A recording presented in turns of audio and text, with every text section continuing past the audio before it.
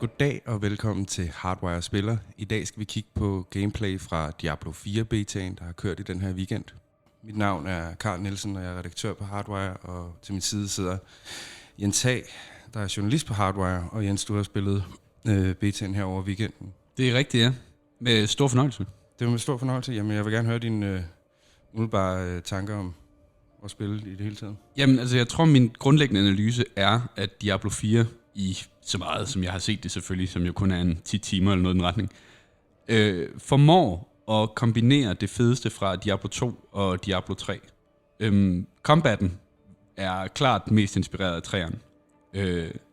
Der er en række skills, man kan bruge på samme tid, så man går op i levels, og skillsene har ligesom to veje, de kan gå lidt ligesom de her, nu har jeg glemt, hvad de hedder i træerne, men sådan de her aspects, som ligesom kan ændre karakteren på en skill. Ja.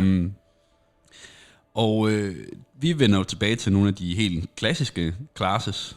Det er kun muligt at spille Rogue, Barbarian og Sorcerer i betaen, og senere så vil Necromanceren og Druid komme til. Ja, og det vi kan se her, det er så mig, der lige har startet forfra, så indtil videre så er der ikke så meget at angribe med. Jeg kæmper med nogle ulve med den der standard angreb, man har til at starte med. Men du nåede helt op i level 15 med din karakter, som også var en mage chicken. Jo, det var en lightning sorcerer. Ja. Det er jo faktisk også interessant med de her karakterer, man kan spille. Der er ikke nogen fra Diablo 3. Altså, der er ikke nogen af de unikke classes fra Diablo 3. Det tror jeg... Der er Rogen fra Diablo 1, eller så er de fra Diablo 2. Og det tror jeg symboliserer sådan et return to form, som der også... Vi har jo skrevet en artikel tidligere om Diablo, og det var også noget af det fansene nævnte der, at de håbede. Ja.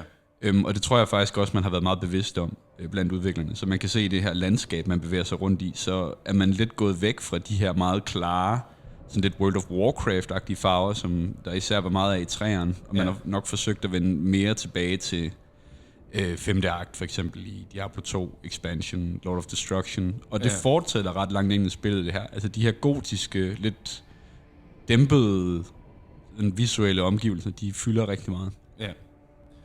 Lidt senere, der kommer der også nogle billeder af, at vi har været nede i nogle katakomber og kæmpet med nogle skeletter. Og jeg har også en lille smule billeder med fra din karakter, der render rundt nede i noget meget ulækkert, der ligner sådan nogle indvold, der man skal ødelægge sådan nogle tumorer af død.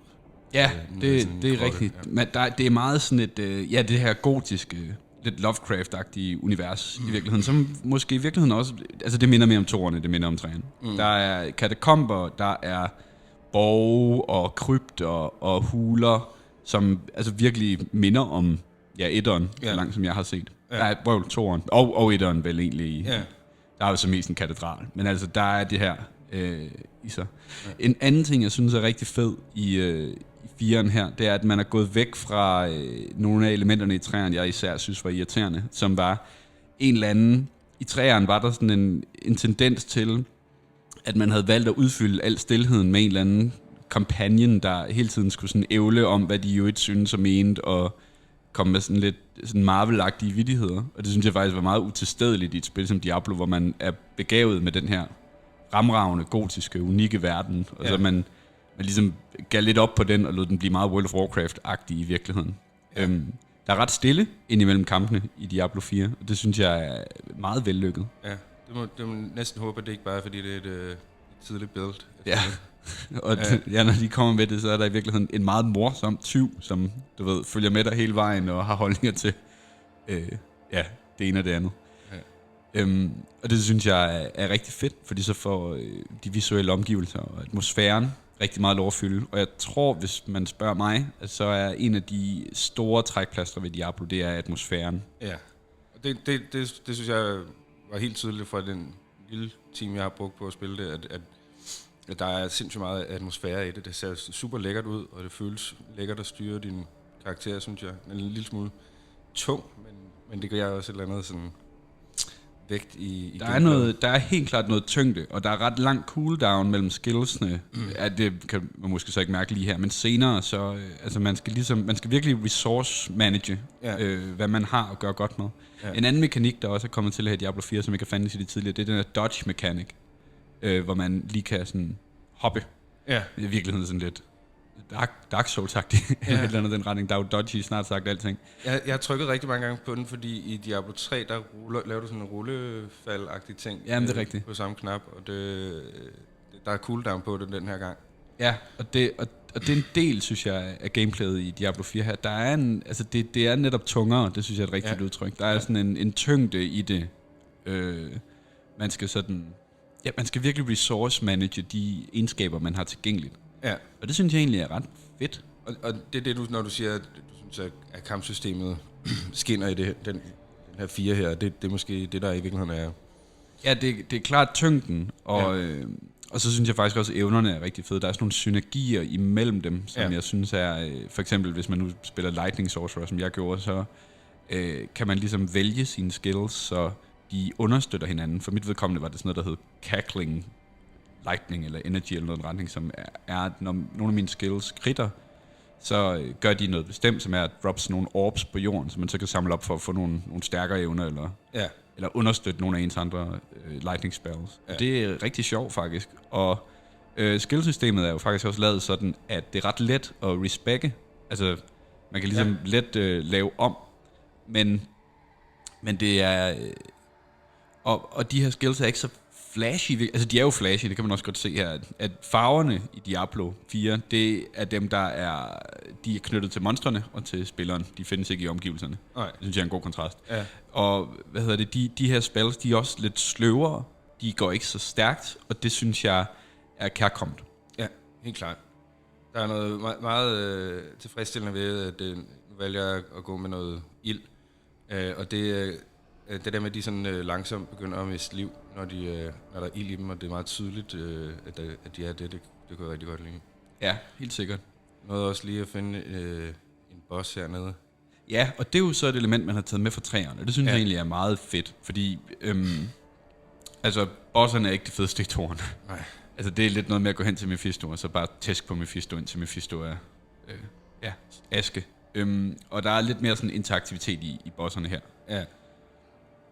Ja, det er sådan meget det samme mønster, den gentog, men det er jo også forholdsvis tidligt i spil, men jeg ved ikke, hvor meget vi kan forvente af det hele.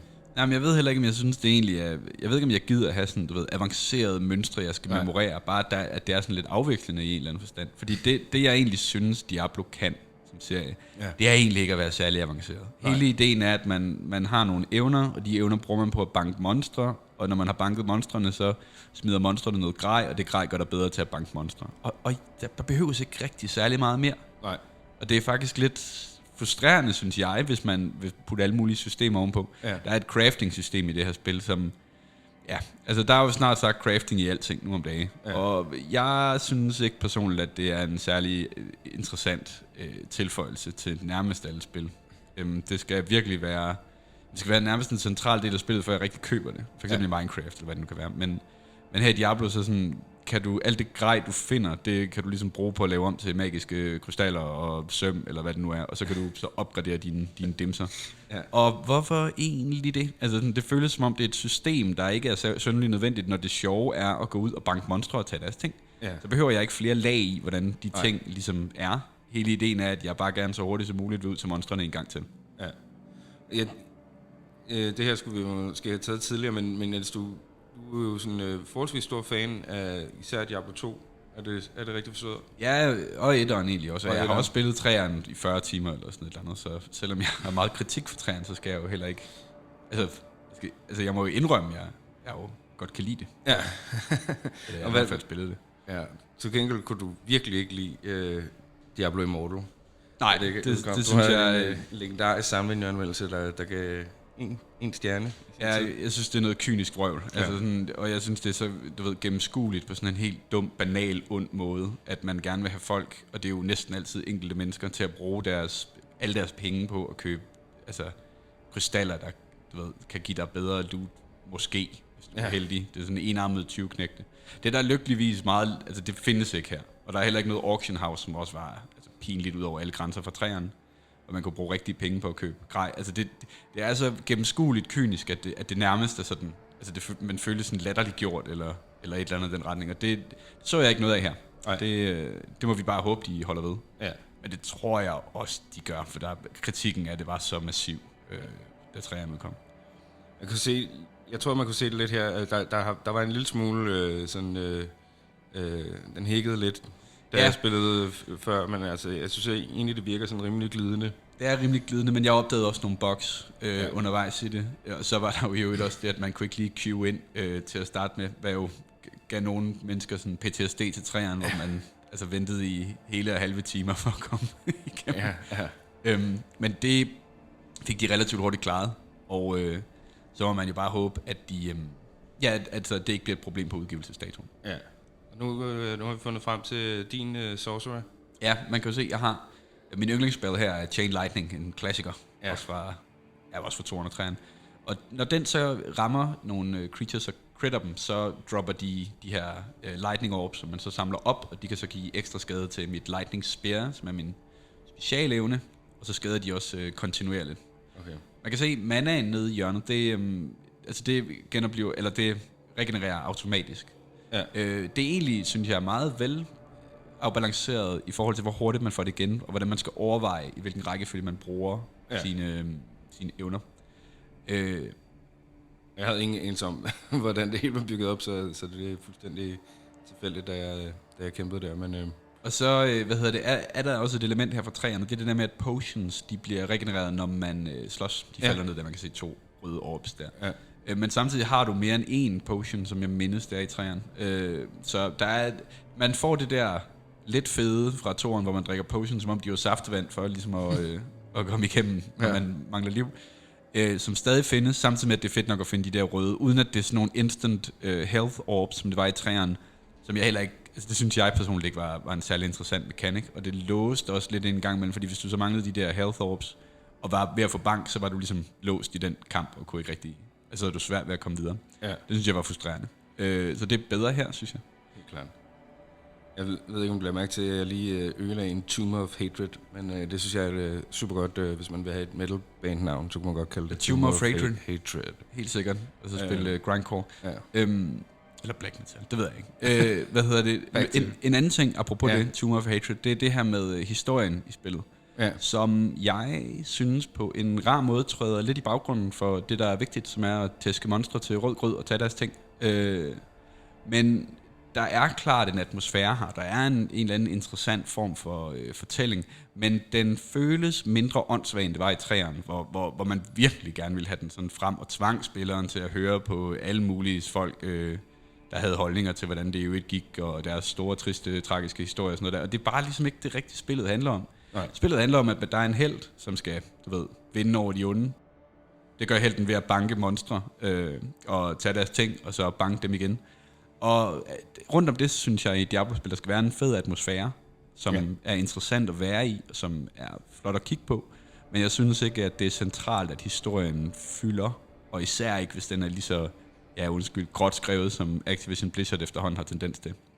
Der var et enkelt øjeblik, hvor jeg lige fik sådan en bange anelse, og det var da man møder en karakter, så cirka 5 minutter efter man møder karakteren, så oplever de en stor tragedie, og det er meget, meget, og det er trist og sådan noget, og man kan ikke investere sig i nogen, man har kendt i 5 minutter. Altså sådan, og det er uelegant og føles ufortjent, og som følelsesmæssig afpresning.